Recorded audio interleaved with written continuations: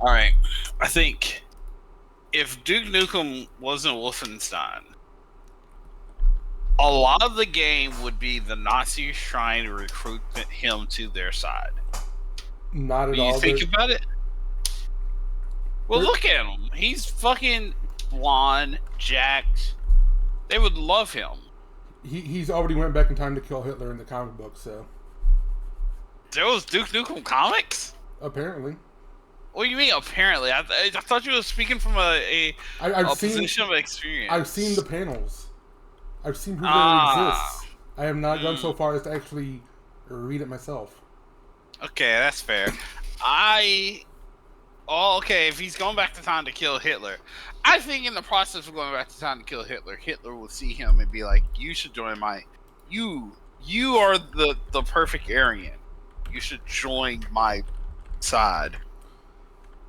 Like he would for like the second it takes for for that to be denied. Oh yeah, true. Oh, that's right. I just looked it up, and he basically comes in and drops a one-liner so good that he just like makes Hitler shoot himself. Damn. What's the one-liner? I'm trying to make it big. Oh, okay. You're gonna just. It. Oh no, he just shows up. Yo, Shitler. He just shoots himself. Alright. He didn't even do anything. Hitler was gonna shoot himself anyway. Alright. Hero Duke Nukem. Fucking man who was going to shoot himself shot himself. And Duke Nukem was like, yep, that's my kill. Alright. Kills. No, real shit. Like in Halo, if someone jumps off the map, if you was the last person to damage them, that's not a suicide for them. That's a kill for you, buddy. Yep. So you know what? Take that. We take those for real. It's like a controller dying in the middle of a tournament set. Yep, I take that, Max. Yep, that's mine. Yeah, what was it? Was that Razor Sticks that did that? Or was that a Mad Cat stick that did that? Yeah, it was. I know it was someone who was heavily sponsoring that Evo. I think it was Razor, and he had to finish the set off using Mad Cats. And Razor made a post. It was like, "Hey, thank you, Mad Cats, for allowing Gamer Beef to finish the set off." And it's like, oh man, yeah. You know what? When shit happens, you can either try to be edgy or you can try to be okay about it. That's okay. Yeah, that's that. I think they handled it. Yeah, I think they handled it the best way they possibly could handle it by just going, yeah, thank you. Like they could have very easily just said, "Here's your controller, bro." Yeah, it's like, someone get another controller up there to him now. Don't let him play on the Mad Cats. Don't let him play on the Mad Cats. All we got is Mad Cats, sir. Oh! Wait, man, didn't Mad Cats try to make a comeback like a year or two ago? I think they did. If they did, I completely missed it, but I think they tried, and everyone was like, "Go away," because they did something. Oh, they use AI in their ads, and everyone was like, "Go the fuck away," and they did. It's like, you're fucking Mad Cats. It wasn't I don't even. care. It wasn't even go the fuck away. It was return the fuck away. Yeah, true. Because it wasn't even like Mad Cats. Like, it's like you're fucking Mad Cats. All right. I get that your company went bankrupt once, but it's like, hey, you're fucking Mad Cats. You have the money to pay someone for an ad. You don't have to be doing this. Mad Cats is the TNA wrestling of video games. Pretty much. Like I would even put them over SNK on that, because SNK at least had I mean SNK.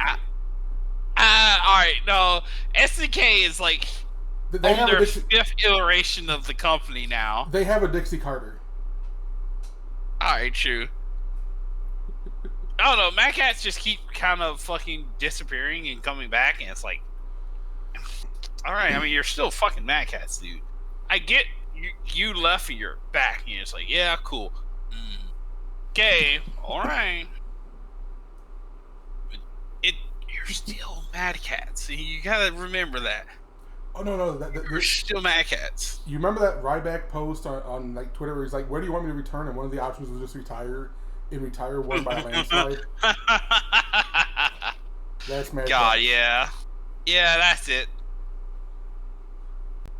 Shouts out to fucking Ryback. All right, okay. So I think that's a perfect way to start this podcast. That's about a topic. All right. So, hello everybody. Welcome to Sittin and Voicecall. I'm AnaMack, and with me, as always, is DrDtroit.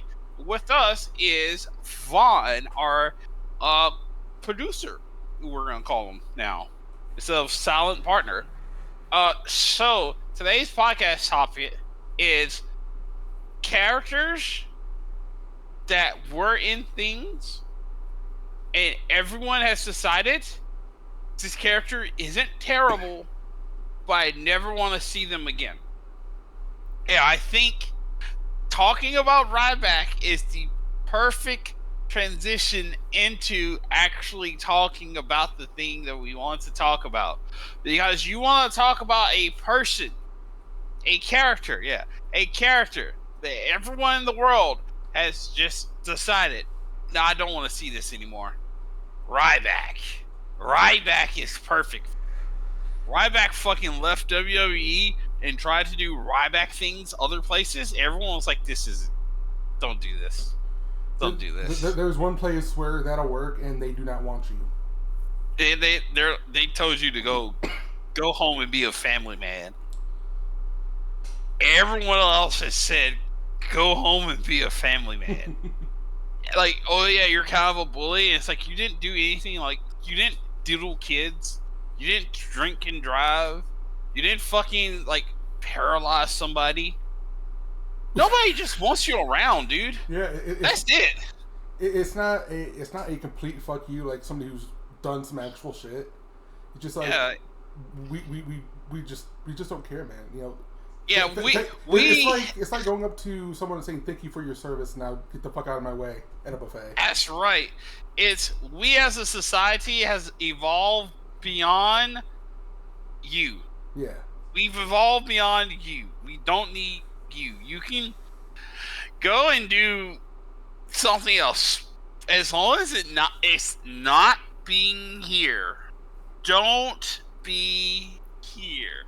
That's what we're asking you to do. And you know what?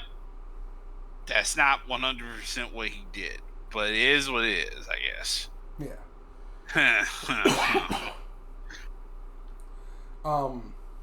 But wrestling's full of those too, because like, especially once Twitter came around. Mm-hmm. Dude, you want to talk about like a medium full of, yeah, you didn't do anything bad. I just don't want to see you wrestling. For a while, there was someone, Big Cass. That was someone who, like, yeah, you didn't. Your partner was the one who was doing the bad things that people didn't like. But you're not good. I kind of don't want to see you anymore. That's what he was for a while. He's gotten better. Oh, he's gotten enjoyable. Sometimes you can just do that. Well, but a lot of times you can't. Mm-hmm. That's the thing. When that happens, it's like almost like a movie cliche. You can either say A, true, and then fuck off, or you can say B, well, I'm going to at least make the attempt to get better, and sometimes that actually pays off. Sometimes it actually pay off. Other times you're sitting there and you're like, hey man, you're still trying. And I appreciate that you're still trying, but you're still really bad. Yeah. You're still really bad. And I eventually, I hope you get better. Not really. I don't want to see you anymore. Go home, do something else, start a family, pick up a hobby, mow your lawn, wash your fucking clothes, do something else. Fucking Adam Rose is someone I think of that of, where it's like, I don't remember him doing anything bad. Adam Rose, the dancing guy? Yeah. No, he did something bad. Oh shit, was he a nonce? I don't remember. I think it was above the age, but also not very consensual. But I do not remember. Oh, that type of shit. Well, that's fair. Yeah. Goodbye, Adam Rose. But I mean, we talk about big cast. We talk about that. Enzo was, quote unquote, cleared of his. He was cleared of his shit, but like, and everyone was like, "This is our don't want you around." Yeah, it's like at that point, his stick got just thin enough that, given the chance to get rid of him, it's like fine. And I thought it was kind of premature, but like having seen him wrestle other places, it's like no. This was the correct decision. Yep. Fucking. There's a lot of the fighting game scene has a lot of players like that, where it's like, hey man, you're annoying. You didn't do anything bad, but we all find you particularly annoying, and we kind of wish you'll just go away. Wasn't there like some dude really famous for that in Guilty Gear? What, like Marn or some shit? Marn was rigging brackets. Oh, okay. Okay. Yeah. He was rigging brackets, and Guilty Gear wasn't at Evo for like 7 years because of that. I gotcha. Okay, because I was gonna say I remember something about that when I first started getting into watching fighting game streams. He eventually, I don't think he was ever cleared of the allegations. Like everyone's like, yeah, he did it, but it was so long time ago. And you know what? He's friends with Justin Wong, and he hasn't done anything bad. He's friends with Justin Wong, and what he did wasn't really that wrong. No. What he did was wrong. It's just he hasn't done anything since then. But since then, he hasn't done anything wrong then. Yeah, since then he's been correct. He's been Justin right, some may say.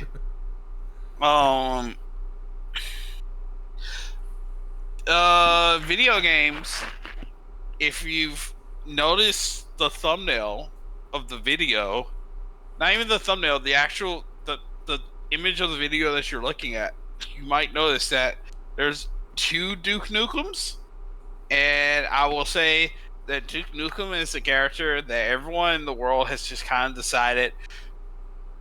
I'm not even post Duke Nukem forever, because he was in Bulletstorm as a DLC, where he had his, kind of his own story, or basically one of the characters was just replaced with Duke Nukem, and nobody else's dialogue was changed. It's just there's Duke Nukem there, which is a very funny way to handle that, and I think it's very good.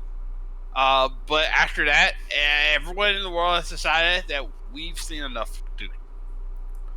Like, nobody wants to see a full new Duke Nukem. Like, yeah. But like, if you put him into Mortal Kombat, like we were talking about when we came up with the idea for this, like people would enjoy something like that, or if like.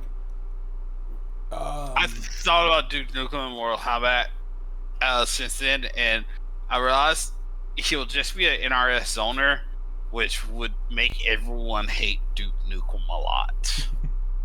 It would just be like the shit that RoboCop was doing, where he pulls out a gun and shoots, and it's like, all right. Well, I guess the other thing would be like you just put him in Fortnite. You could, Doomslayer being in Fortnite and not. And Duke Nukem has never had someone sniffing around. Like, could we put Duke Nukem in Fortnite? It's kind of crazy to me, to be honest. I mean, do you not want to see Goku versus Duke Nukem in Fortnite? Goku versus Duke Nukem, fucking like I don't even know. Like, I guess Duke Nukem instead of like a button to do a special attack, Duke Nukem have a button where he just says a one-liner, and it's like, you know what?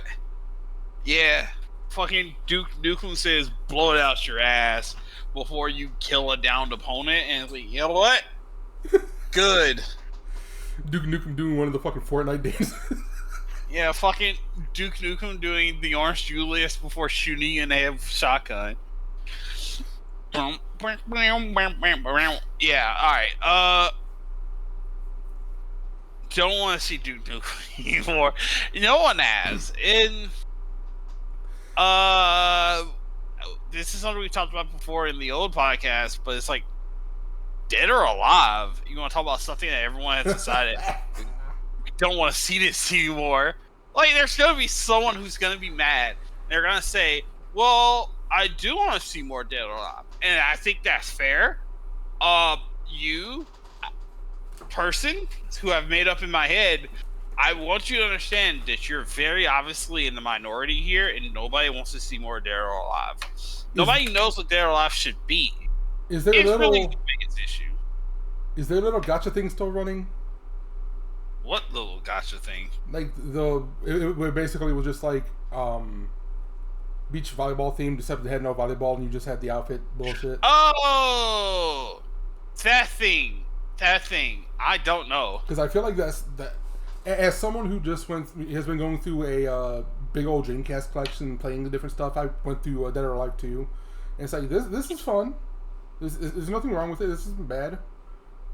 I really don't need to see more of it. Like even like if you go back and play the actual beach volleyball games, the volleyball is actually fun. The whole collecting part is fun in that setting. Turning it into a gacha, no, thank you. We don't need any more of the franchise as a whole. Save maybe like a couple years gone by and they want to make a quick buck, something like that might be palatable, but we've moved past Dead or Alive. The same way that we've kind of moved past, I don't want to necessarily say Virtual Fighter, but kind of Virtual Fighter, you know?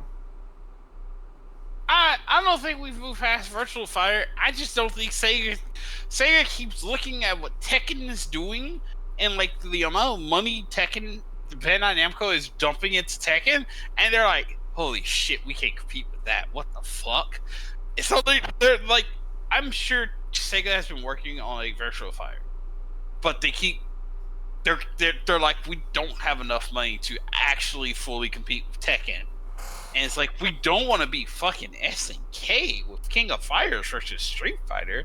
So it's like, what do we even do here? So I think they're just like, you know how sometimes you will exist, you're like, I need to do this, and then you sit down and you look up and it's been 2 hours, you haven't started that. That's what I think Sega is with Virtual Fighter right now.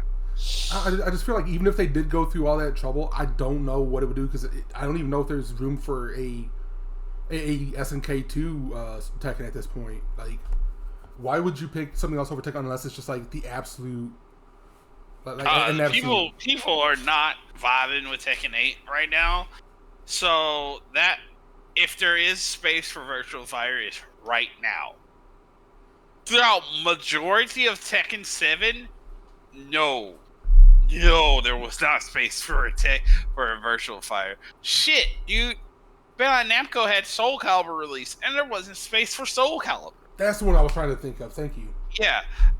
So it's like I was talking about this before with someone else, and it was brought up that basically like Tekken's the king of 3D fighters, because Tekken's competition is game made by same publisher and game made by publisher who's like, we really don't have an interest to make this game right now.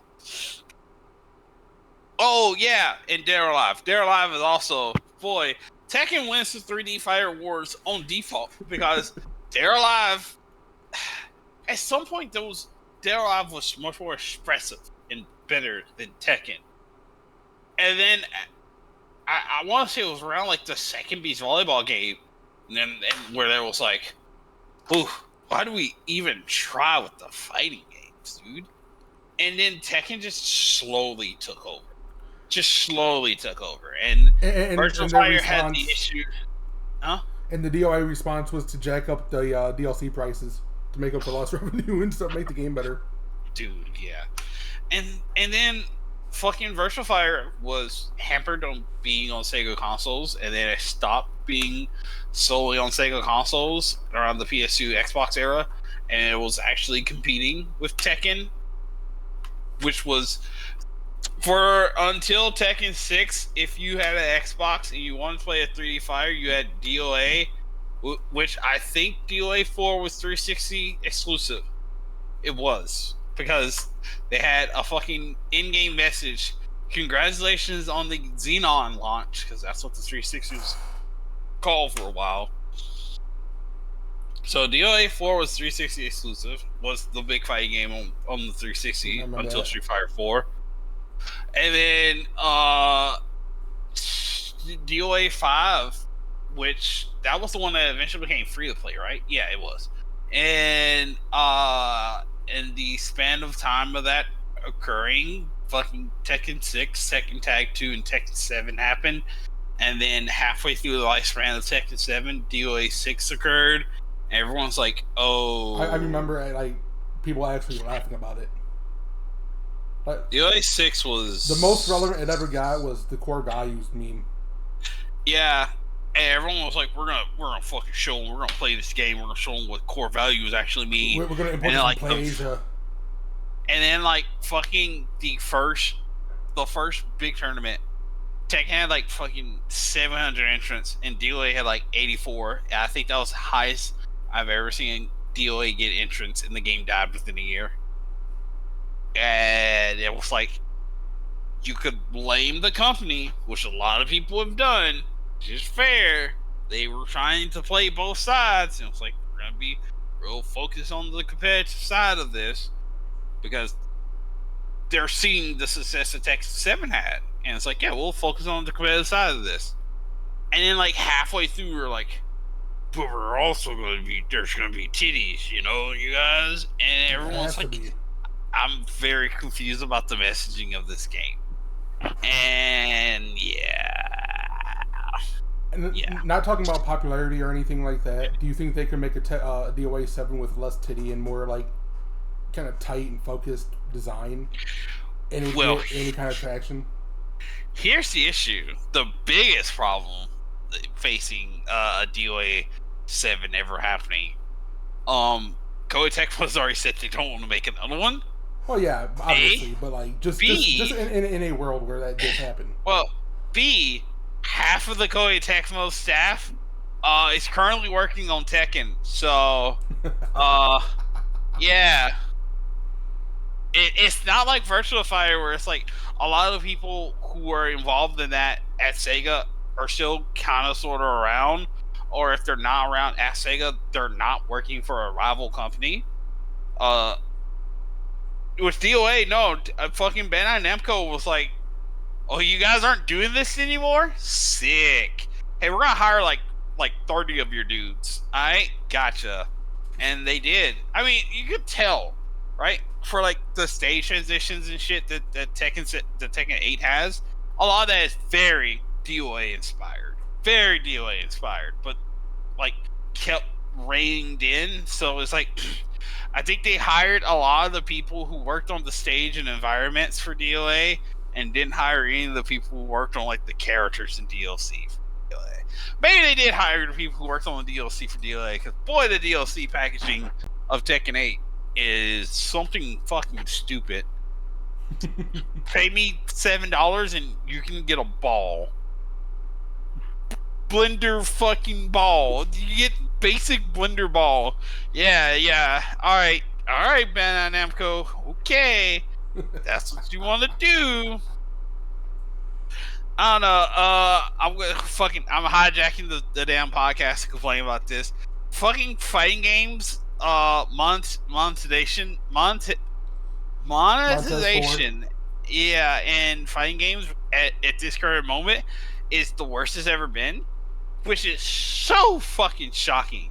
After the entire last generation, the complete abject failure of DOA 6, you would think that the majority Japanese devs would have seen what happened to that game with the DLC practices that they were pulling off and go, ooh, we should probably keep what our current DLC practices are. Instead, they followed the DOA 6 DLC stuff, which is like, alright. But the pricing is fucking crazy. See, the issue is that DOA went so far off the edge that they know they can't go that far, but then things makes them think, how far can they go? Now everyone wants to play chicken with the edge. Yeah, they're bullying the shit. They're like, okay, here you buy a $70 game. We're still gonna treat you like it's free to play with the prices that we sell you additional content at. It's like, you guys cannot be for real here, and they are. They very much are. And it's like, I wish the DLC was better for these games, but I can't get too mad at Street Fighter 6. A lot of the DLC stuff is like Avatar stuff, and I personally believe the Avatar stuff is cool. I don't really give a shit to see like Chun-Li and like a fucking Yor Forger outfit from Spy X Family, nor do I want to see like Ryu dressed as one of the Ninja Turtles. I'm fine with that just being the Avatar. Are you sure about that? I'm fine with that being an Avatar thing. I know that you're interested in that, but I'm fine with that being an Avatar thing. Does he come in skating with a pizza as well? No, he will just be Ryu with a shell on his back. So he'd be Master Roshi. That's the part where it's like, I'm fine with being an Avatar thing. A lot of the outfits in Street Fighter 5, especially the crossover ones, were like very distracting and like got banned. So by having all these big extravagant outfits be Avatar only stuff, you don't have to worry about like, hey, yeah, the fucking Monster Hunter armor that you gave Ken, it's actually hard to see him do some moves. You can control these things better. It's like, yeah, okay, yeah, you're only gonna have the 3 outfits that you can see Ken in. That's fine. I think that's fine. You can people will get upset with me. That's fine. And if every season every character gets 1 outfit, that's automatically better than Street Fighter 5, where by the end of it, Chun-Li had 20 outfits and fucking Abigail had 4. Fucking Ed, by the end of the game, had like 7 outfits, and Nash had 3. And I'm fine with them going, we're going to give every character the same amount of outfits. I'm fine with that, dude. I got sick of like, oh, hey, new DLC costume pack dropped for Street Fighter 5. It's 4 Chun-Li outfits? Alright, gotcha, man. Understood. You know your bread is fucking buttered. Yeah, I can only imagine like how annoying that is, especially when you really like a character. You're only really good at one character, and you see every other character getting all the shit, and it's like, well, where's some shit I can throw some money at, or where's some shit I can make a stupid purchase on. Yeah, I want to give you guys $3 to have a new outfit for my character. You guys, please let me do that. Please give my character a new outfit. I beg of you. Ugh. But yeah, now a part of me is fine with the current monetization. A part of me is like, it's dog shit. It's shit, but it's shit because it's only going to get worse, and it's not going to get better unless it goes long enough at too high of a price, and even then, it's only going to come down a little bit. Yeah, the best thing you can do is just hope that they do what they did with Street Fighter 5, where it's like every 2 years we're gonna sell a costume pack where it's like everything from these last 2 years at like a discounted price, like a massively discounted price, and you get all of that. It's like, all right, cool, that's sick. But yeah, I think it's the problem. What the fuck was the original topic? Characters that people kind of generally like, but don't want to see. Okay, gotcha. A character I genuinely like. It's a talking Street Fighter character I genuinely like, but it's like I don't want to see this character show up anymore. But they keep showing up. Is E Honda? Really? I get it. People, E Honda is, he's classic. It's E fucking Honda. Edmonton Honda. But the issue is, it's Edmonton Honda. I don't want to see this motherfucker anymore, man. Oh, so when you think of Street Fighter, how long does it take for you to get to E Honda? Because I'm like, My initial reaction was like, when you think of Street Fighter, you do kind of think of behind. Obviously, maybe not like a Ryu or a Chun Li, but maybe in that second tier down. But it's like, no, there's Zangief in the way, there's Guile in the way. There's Zangief in the way, Guile's in the way. Fucking, I'm about to throw you a goddamn curveball. Sean, I think of Sean before I think of E Honda. Really? Dude. Yeah. Sean was so fucking bad in Third Strike that he's more memorable than E Honda has ever been. I get it, but maybe it's only people of a certain age then. But I feel like I'm 2 years younger than you. Don't you dare say this. The fuck? But no, I mean, because I remember being surprised by it too. That seeing like when he announced E Honda for that last. When he was base game for Street Fighter 6. No. That's the one that fucking got me. Because I remember seeing a big outpouring of just like, yeah, E Honda, we all, we all love E Honda, yeah. Not necessarily like we all love playing him or playing against him, but it's just like he's a stalwart Street Fighter character. Yeah. Yeah. Like I don't think people would riot if he wasn't in the game, but people appreciate him being there. Which I think is a step above at least what we're talking about here. I think there are people who like Honda, but I think that like Honda and what Honda is, it's like if Honda never appeared again in a Street Fighter game, there will be 5 people who are like, well, we gotta bring back Honda. And those people will have a following, and they'll have people who are like, yeah, bring back Honda. And then Honda comes back, and all those people are like, we gotta get rid of this fucking character. There's people who are like, yeah, I like Honda. And there's people who actually play the game and are like, wow, fuck Honda, really. See, I don't disagree, like, given time, that he would fall to this status, but as of right now, I don't think he's really particularly there. So, here's the thing, right, with E Honda. Capcom has decided, oh yeah, this is annoying to face. And so E Honda is probably getting nerfed in the next season, where E Honda's already pretty bad, right? I don't know why I said bad in that manner. E Honda's pretty bad already, and they're gonna nerf him and make him worse, simply because E Honda's annoying. And it's like not an enjoyable thing to face in Street Fighter. And it's like whenever you lose the E Honda, it's like I feel like the dumbest person in the world. And it's not even like he's playing the game. No, he's playing Honda. That's it. See, when you first started this, I thought you were going to say Elena. Here's the thing. Elena has been in 2 games. Street Fighter 4, I'm not counting across second. No, wait, no, I'm not counting that. Street Fighter 4 and Street Fighter 3. Third Strike. I think all of Street Fighter 3. Elena is in all 3 versions of Street Fighter 3. Lower mid tier. Like she had the fucking reign of dominance in not even a reign of dominance, reign of annoyance in Street Fighter 4.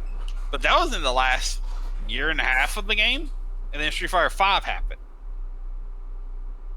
It's pretty easy to go, oh yeah, I love Elena. Beats in my head, ha ha ha, and go, yeah, we should have this character come back. But E Honda is in Street Fighter 2. He's in Alpha. He's in fucking CVS 2. He's in Street Fighter 4. He's in Street Fighter 5. And he's in Street Fighter 6. And every time he shows up, it's fucking Honda. Fucking Honda. Fucking Honda. And it's like, yeah. I remember hearing a lot of complaining about Elena too when she was in 4. Oh yeah, because of healing. But I just get this feeling that she's like someone you would want to see a lot in like their comic series, or like you want her to be around the franchise, but not necessarily in the game. Yeah,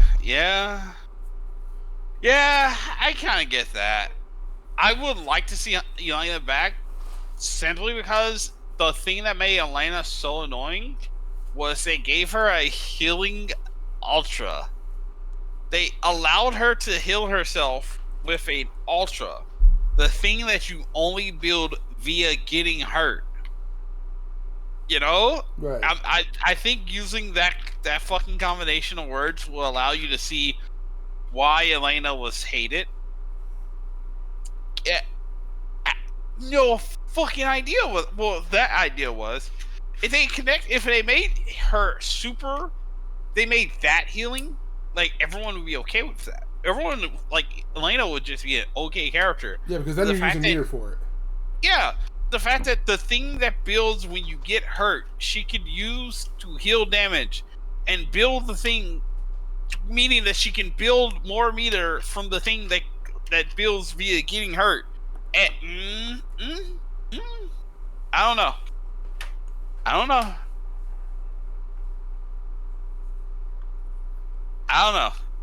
If Atlanta comes back, I don't think that she'll be like a thing that people will complain about too often, because healing probably wouldn't be on a meter, wouldn't be a part of a meter that builds when you get hurt, or there just wouldn't be healing. I think that's actually the easiest thing.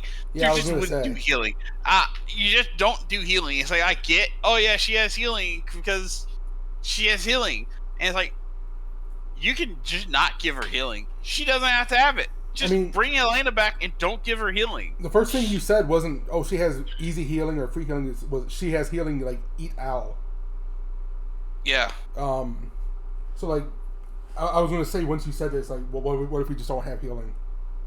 You can just not have healing, and I think people would be fine with Elena coming back, because Elena is not great. Elena is just not, like, if Elena didn't have healing in 4, Elena, like, still wouldn't be that good. Also, in that pack of characters that were released for Ultra Street Fighter 4, I still think the Capri was better than Elena, because she's Cammy, but better.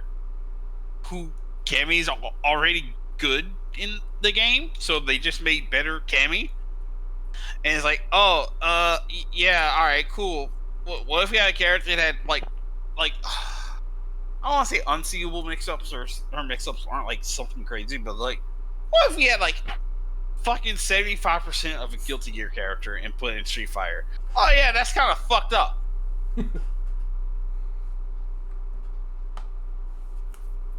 I don't know, I feel like, yeah, that's it. I feel like having healing on her, like they did, like, as someone who played, like, who probably got their only wins in Street Fighter 4 with Elena,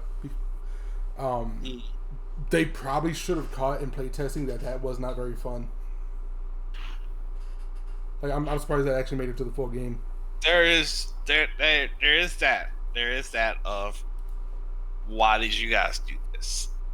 But, you know, sometimes why you guys do this is, the answer is, it's funny. That's it. That's the only thing I think of, is they thought they did it because it's funny, which is a terrible idea, a terrible way to go by it, but they did it. It happened. It's out there, and there's nothing we can do to take it back, because they did it. Now, I do want to, one thing I did want to bring up, another one I wanted to bring up, partially because of a video I saw the other day. It was like a video about quote-unquote false nostalgia, where it's like, oh, well, everyone says they want this to come back, but nobody actually wants things to come back, you know, stuff like that. Sonic Heroes. All right, keep going. But basically his argument was like, oh, when they were originally released, you didn't buy them, so why do you want them now? And it's like, there's multiple holes to that argument. But the reason I bring it up is because one of the first, like, basically the reason he made the video was because of Limited Run doing a re-release of Gex. And he's like, who in the world would want, more Gex? It's like, I feel like that's relevant here, because as somebody who would totally get a new Gex, I know maybe 5 other people in the world would. So it's It's like when you're re-releasing something like this, like the way Limited Run does it, it's as a collector's item. So that's a really stupid way to look at it in the first place. Because like I would not pay for a hard copy of all 3 Gex games because A, I could already do that if I wanted to. B, I'm just going to emulate them anyways because that's a collector's item. I bought it to be a collector's item. I'm not going to open it to play the fucking game. Right.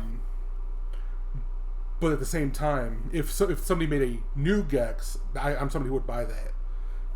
Like if they try to do a Bubsy with it, because how should you buy a new Gex, dude? Because I enjoy Gex. You're such a fucking lunatic. I know. Dude, look, you want to talk about things that everyone has decided we don't want to come back? Gex. Yeah, exactly, and I'm good enough to admit that.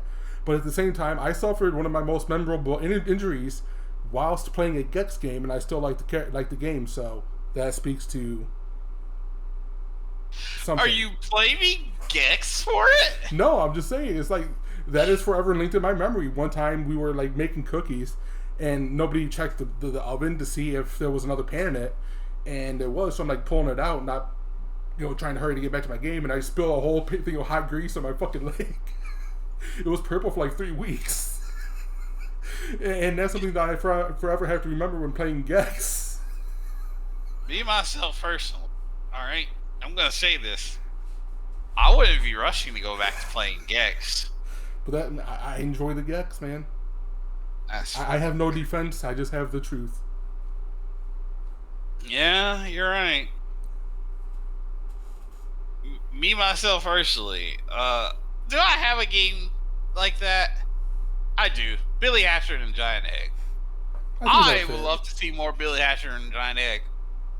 The universe, everyone in the world has decided this game's not that good. I feel like you know how Sega's doing their remakes thing where they're right now they're remaking Crazy Taxi. They're not gonna remake fucking Billy Hatcher. They're not bringing it back. I'm sorry. Well, what I'm gonna say is like if that went really well and they started doing like Wave 2 or Wave 3. They might try to sneak that in Wave 4 when they're just kind of starting to run out of like Wave 4. Yeah, dude. All right, they'll do Altered Beast before they do. Yeah, that'd be Wave 3. Maybe even Wave 2 because it was a packing game. I was about to say Altered Beast would definitely because hey, remember that Altered Beast for PlayStation 2? I want to say I've only ever heard of the Sega remake series for the PS2. I've never really played any of them. What a weird series of games those were. You know what? It's true. It takes forever to be this dank. Fucking Sega. I don't know, dude. I'm excited for the new Sega remake series because it's like either A, they're gonna hire out smaller companies like they've been doing, like with Streets of Rage and Sonic Mania and stuff like that. They're gonna hire out smaller companies and have them make smaller games for them that are gonna be good because it's made by competent devs who are fans of the game. Or they're gonna do it themselves. And it's Sega. We all have to understand it's Sega. This could be the funniest thing in the world because it's Sega. See, here's the thing. There's a good chance at least 2 out of the 5 will be shit. Oh, yeah. There's at least a good chance that 1 of the 5 is going to be really good. It's going to be up to the 2 in the middle that kind of determine whether it's a failed project or something that they're going to continue with. Because, like, I think everyone was really thinking that the Shinobi one's going to be good. From what they've shown. Yeah. And I'm actually really surprised because I've never really liked Golden Axe, but the Golden Axe that they showed, I think looks kind of fun. Mm-hmm. The Crazy Taxi, for what Crazy Taxi is, as much as I love it, it's kind of a hit give or take thing, so I don't mind if they fuck around with it a little bit. I think they'll have to try very hard to fuck up Crazy Taxi. Yeah, there's ways to do it, don't get me wrong. Absolutely. But they'll have to be, like, actively fucking up to fuck up. Yeah, like, at worst it'll probably be, like, mid, but with something that just turns people off. Mm-hmm. Jet Set Radio, I remember reading the reason that they never made another one until now. And this was before they announced it, but the main reason was because when they made that first one, they were basically like a young team coming together making their first big project, and they wanted something, putting their all into it. And when they made the second one, obviously there's more to play than that, given that the first one sold so well, blah blah blah. But they were like, well, the reason we never made a third one is because we never had any new, fresh ideas or ways to put that Jet Set Radio together. So we want a new team to come up and do what we did if we're gonna make a third one. I don't know if that's what they're doing, but if that's what the case is, then I think that'd be really cool. Because even if it is a failure, it's still hopefully at least somewhat experimental. But, right. What was the other one? What was the other one? Other what? Because there was 5 of them. I only named 4. I'll be honest. I've never seen a list. I knew about Crazy Taxi. I knew about. Was there a 3D Streets of Rage? I don't think so. I mean, I think there was one a long time ago, but I don't think there was one here. No. I thought it was in this one. Yep, the Streets of Rage. I just looked it up. Okay, all right. That's the one that's like. Streets of Rage 4 was good. People like Streets of Rage 4. If it's 3D, then it's probably gonna be made by Sega themselves. Who knows how that's gonna be?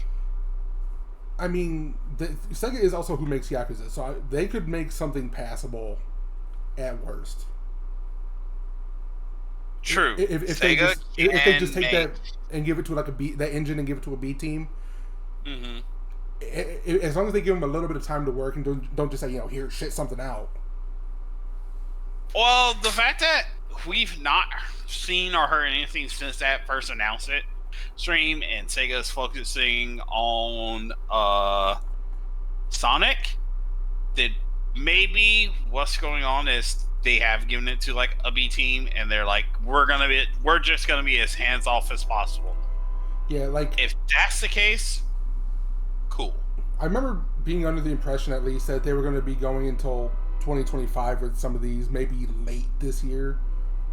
But it wasn't something like, expect to see this right away. So hopefully that does mean that they are kind of giving them some time. What is the 5? It's Streets of Rage, Golden Axe, Crazy Taxi. What's the other 2? Shinobi and Shinobi makes sense. So Jet Set Radio, Shinobi, Golden Axe, Streets of Rage, Crazy Taxi. Oh yeah, all right, Jet Set Radio. Also looking at this, it does say and more, so that has my hopes up for Echo the Dolphin to come back. Let's go. Wow. You know what? Fair. See, here's the thing. You know what? Actually, that's a cool idea. I think Echo the Dolphin in this current climate would be good. Again, as someone who's been going back and playing through the Dreamcast ones, I was playing through like a demo of the third one, the sequel to the third one. It'd be the fourth one. Mm-hmm.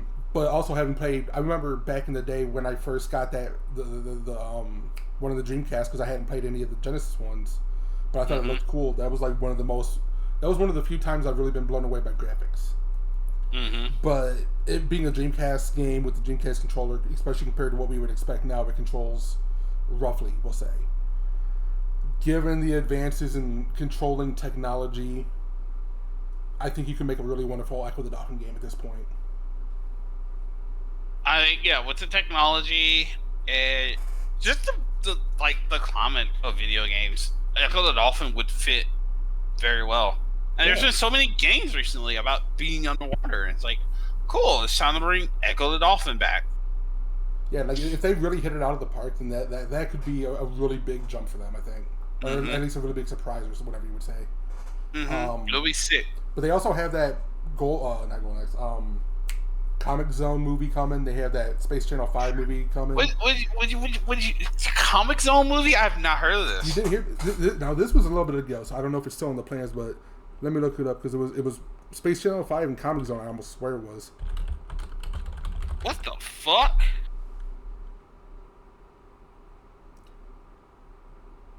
August 20th, 2022.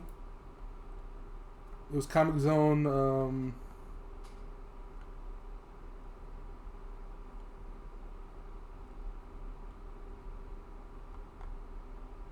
And Space Channel 5, yeah. Space Channel 5 movie is like fair.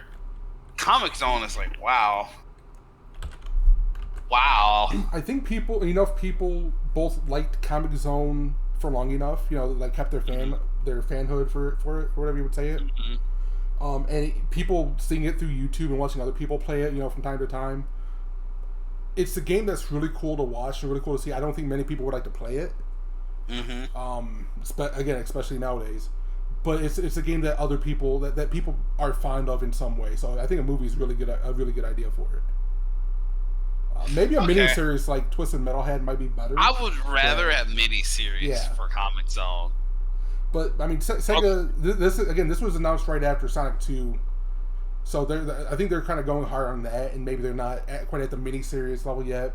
Obviously, we saw Knuckles sucked, so maybe give it a little bit more time. It sucked in such a cool and unique way, though. So there is that. It had highlights. Mm-hmm. Yeah. Hey, look. First 2 episodes sick, and then episode 3 happened, and then episode 4 happened. Episode 4 was like, okay, there's no Knuckles, but this is kind of sick. Man, there was no Knuckles in episode 4. And then episode 5 happened. I do like that they took the guy that basically made Chaos and just made him into like goofy old grandpa here. Yeah. Yeah. I'm the embodiment of the fighting spirits of the echidnas. And I'm a little goof. It's like, that's fair. I would rather I don't like Pontiac in Sonic Adventure. And it's like, I get he's a villain, but it's like, we could do this better. Yeah. They did it better. Yeah. Again, I feel like Sonic is really good about having kind of like these multiple quote unquote universes. Mm-hmm. And it's had it long enough to where, you know, you see the cartoon, it's nothing like the game, it's nothing like the comic book. At times, some of them do kind of line up, but it's easy enough to buy, oh, this is its own continuity with its own bullshit, using the ideas from here to tell different kinds of stories with, you know. Yep. It's an acceptable thing now. So you do get to have that kind of fun. But at the same time, you know, there are some people who are going to complain about that, and I think the Knuckles series it's fine. I think the Knuckles series is fine. There's enough good there, and also episode 4 is so good. I know I said there's no Knuckles in it, and true, but it's so good. I don't care that Knuckles is basically playing a cameo role in his own fucking show in episode 4, because episode 4 was so fucking sick. And I think if we ever if there's a Comic Zone movie, like real and legitimately, that's what I would want it to look like. What episode 4 was, where it was like a stage play type deal with the effects. I could do with it not being a fucking battle opera. We don't have to have the guys singing throughout the entire movie.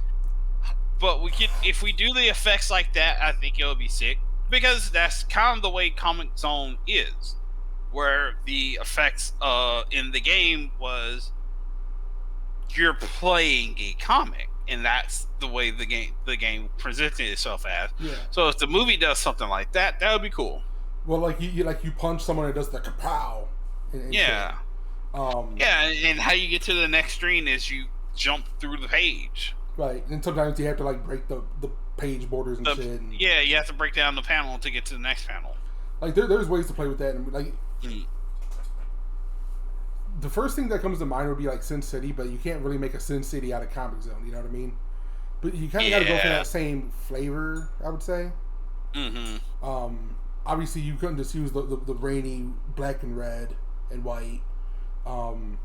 Because Comic Zone was such a colorful game. Yeah, I feel like if you like played it kind of straight, played it, you know, where he's in like this grimy '90s set, and it's kind of cheesy, but you know, and you can tell it's a set. But then like, you know, they start fighting, and he uses like the word balloon to hit him or some shit, or like he's punching him against the wall, and it breaks like a comic border or something. It would be sick. I think the biggest issue that's going to be facing the Comic Zone movie is the fact that for some reason, I don't know why, Hollywood movies do not use lighting at all anymore. So that's going to be the thing that's going to hold a Comic Zone movie back. Is it could be as colorful as it wants to. If it's dark and washed out because there's no good lighting, it's just going to look like ass.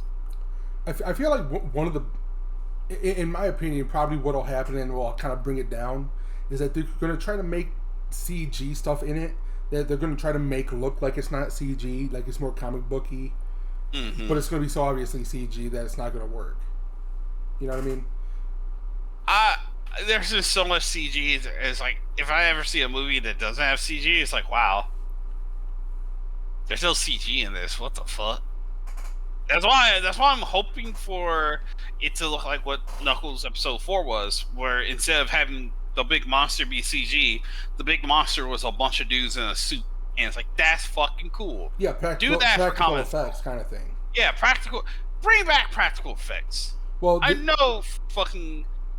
There's a topic that I would love to talk about where, for some reason, well, I'm pretty sure we talked about this before, but for some reason in American media, just total, there's so much corner cutting, so much taking shortcuts and like doing things purposely shitty to save $1 just so they could make slightly more money for the shareholders. And it's like, we gotta get away from this.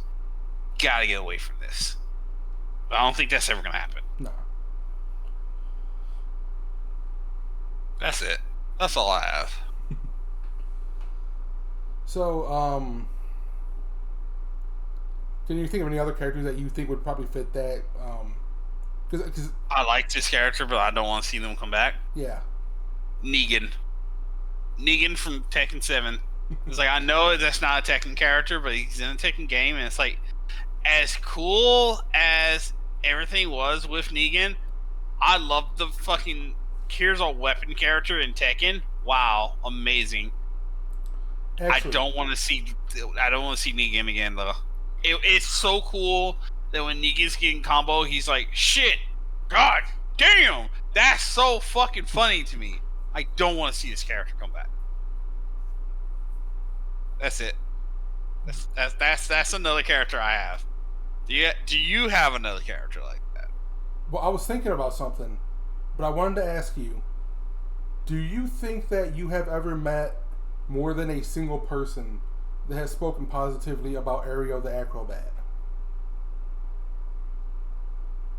I don't know if I've met a single person who said anything at all about Ariel the Acrobat. Because I've been reading through old Game Fan magazines. I got them all through like the library of online. Mm-hmm. I've been reading through them, and they gave one motherfucker gave that thing 100%. And the reviews in that magazine were always kind of weird, even reading it back in the day. But it was a really fun magazine because it was like a little bit unrefined and shit. Mm-hmm. But they're just like talking it up and gassing it up like a motherfucker. It's like, I don't think anybody has ever actually really liked Ariel the Acrobat. I like the second game a little bit. Like, it's a fun little afternoon waster, I think. Mm-hmm. But I was thinking to myself, like, I could say that, but I don't think even Limited Run could announce an Ariel the Acrobat re-release and actually get sales off it. No. No, they couldn't. They did that with Bill and Ted, which they could do because the movie came out. There's no way you could angle that for a fucking Ariel the Acrobat. Look, maybe if you Ariel the Acrobat, he's back. Like, okay. Maybe if you put him in like a shitty platformer pack with like Punky Skunk and Rocky Rodent, maybe you get away with that as like a tchotchke item, but I don't know, man. I wonder if there's like a hidden cave of Ariel the Acrobat fans somewhere. I hope we find them. I hope this reaches someone who listened to it and they're like, "What the fuck are you talking about? Ariel the Acrobat's sick." I hope that happens. We must see the Apostles of Ariel. Yeah, I would like to see, me myself personally, if someone were to do that. Someone get the IP to all those games. On their own, we cannot sell a game with one of these characters.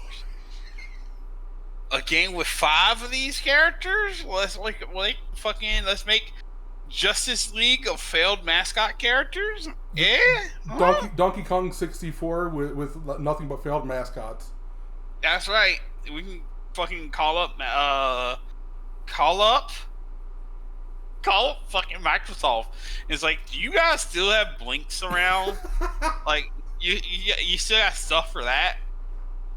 See, because at first I thought we were gonna go to like intentionally bad Smash Brothers or something, but now like Donkey Kong 64 with Gex fucking make Bubsy the final boss. It's not even final boss. They're like, Bubsy's the final character you unlock.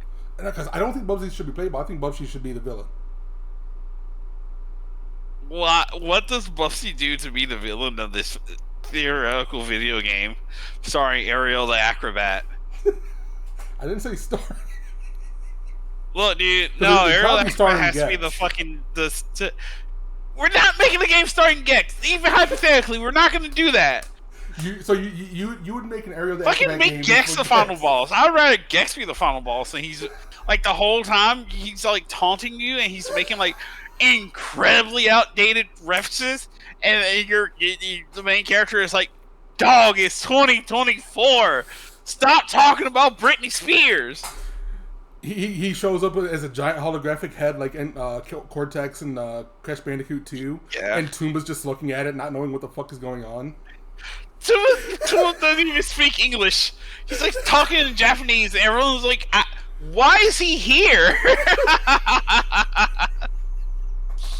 I think I fucking okay. One of my favorite things about Tekken is the Tekken story modes, which isn't like a thing that started. I want to say in Tekken 5 and in Tekken 5, characters either spoke Japanese or they spoke English. In Tekken 6, they started having all the characters speak their native language, and Tekken 6 had its own story mode. So you would have scenes where there's Jin, who's speaking speaking Japanese, talking to Nina and Eddie, who are speaking Portuguese and English, and there's like 3 characters speaking 3 different languages having a conversation, and that's so fucking funny to me. Every time.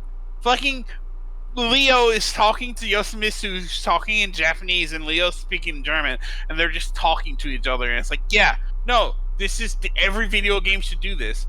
I want fucking Ryu talking English, Ryu speaking in Japanese, to fucking Luke, who's like, "Yeah, man, I don't know what you're saying, because you're speaking a language I don't speak." And it's like, alright, yeah, sick, that's cool, I want to see that. So, we have Tumba there, who's speaking Japanese, everyone else is speaking English, and they all don't understand what he's saying, but they spend the entire game pretending to. Alright, okay. Okay, so if you have that role, would you rather give it to Toomba or Klonoa? Klonoa's not failed, dude. Klonoa got a game like 3 years ago, man. Those were all remakes. Still, that's better than fucking Arrow the Acrobat. Most things are, though. Better than fucking Tumba. There's a show me. Tumba's like, getting a limited run. Fucking Klonoa got published by fucking Bandai Namco. That's a Bandai Namco game.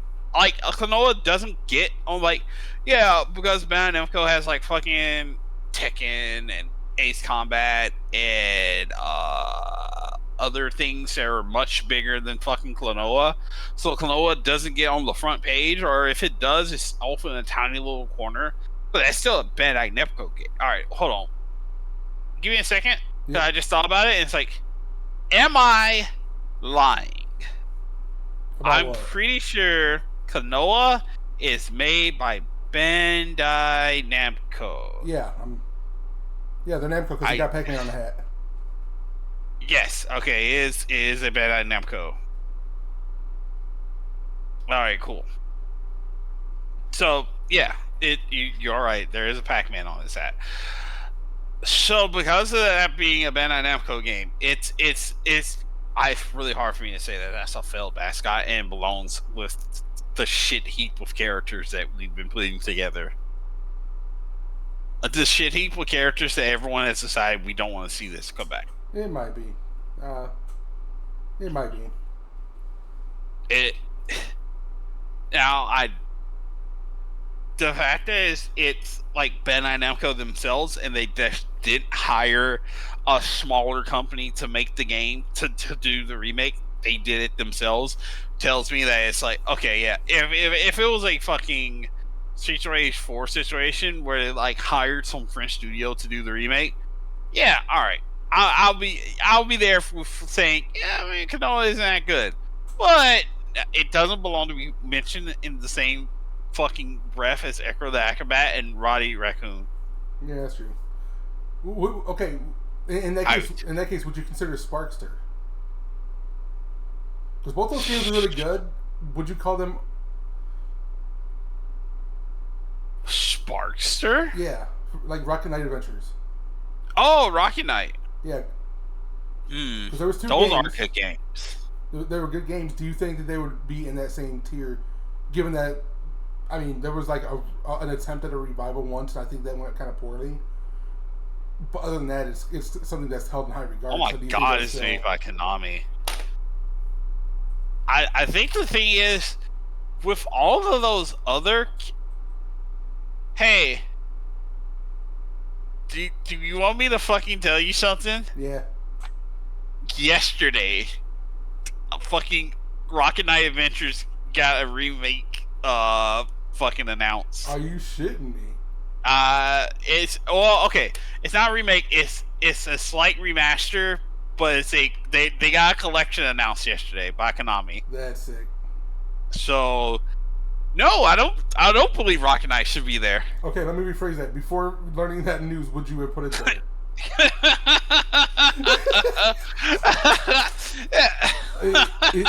Is this it's climbing out of the basement?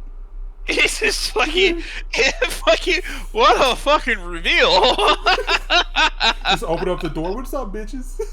It's like, fucking, you said Rocket Knight. I gotta open the door. It's like I just got a game announced, you guys. All right, let's calm down there. All right. He's standing at the door, like just about to knock, and you open the door on him. He's just like, oh. Rocket Knight, fucking leaning through a window. Don't put me in that. All right, don't you dare. So no, I wouldn't put Rocket Knight there. Before learning that though, in the fucking reality I lived in 40 minutes ago, no, because Rocket Knight got 3 games. See, I wouldn't have either. But that's also because like it doesn't feel like something that where it's a shame that it didn't go on to become a big old franchise. Maybe it should have, but I don't feel like it could have. It could have, yeah. But I don't feel like it's like a super shame that another one never got made. Yeah, it could have been a lot more. I imagine Konami is looking like, if this is successful, maybe we'll do another Rocket Knight, specifically because. But Konami has what? Do they make Prince of Persia? No, Prince of Persia is like unless they own it through like some transitive property or some shit. Who knows? No, that's Ubisoft. That's Ubisoft. Ubisoft does own Prince of Persia. I imagine they're seeing stuff like what Ubisoft just did with Prince of Persia and what other companies have done. Like the platformer genre itself is coming back via indie games, but it's coming back. Like fucking Wonder was huge for the Switch, so it's like I'm sure Konami's looking at that and thinking like, okay, if this is something, if people like this character and we can do a platformer with this character, hey, we can do that. We can bring Rocket Knight back. So the issue with all those other characters that we've been talking about is there's not a company willing to do that. There just isn't. We can fucking get Arrow the Acrobat for fucking $10 in a handshake, man. Yeah, like who's gonna fight over Punky Skunk? You know, who's gonna fight over Punky Skunk? We should one day.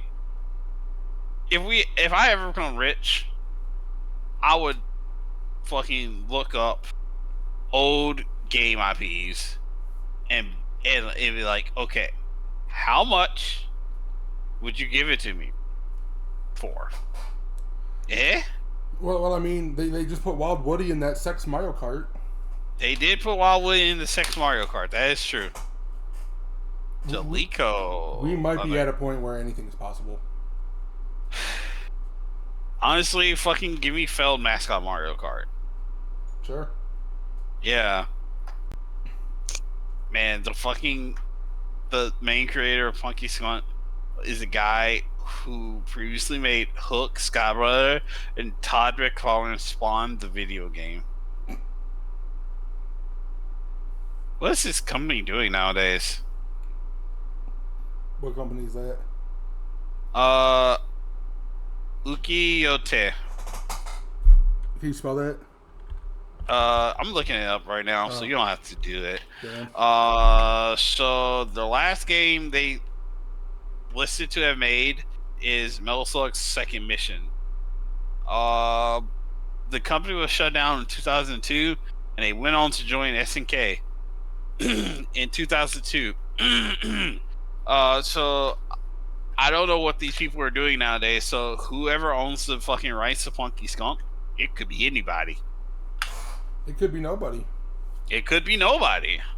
Sega could own it, because Sega had that one point in time in the mid 2000s where it's like, yeah, Sega owns the IP to this now. What do you mean Sega owns the IP now? Yeah, they just do. They just have it. And it's like, okay, all right. Quick question. How long have we been recording? $1.10. $1.10? You want to go ahead and finish up? Yeah. All right. Okay. So, oh God, how do we end a podcast? Just turn it off. Okay, fair.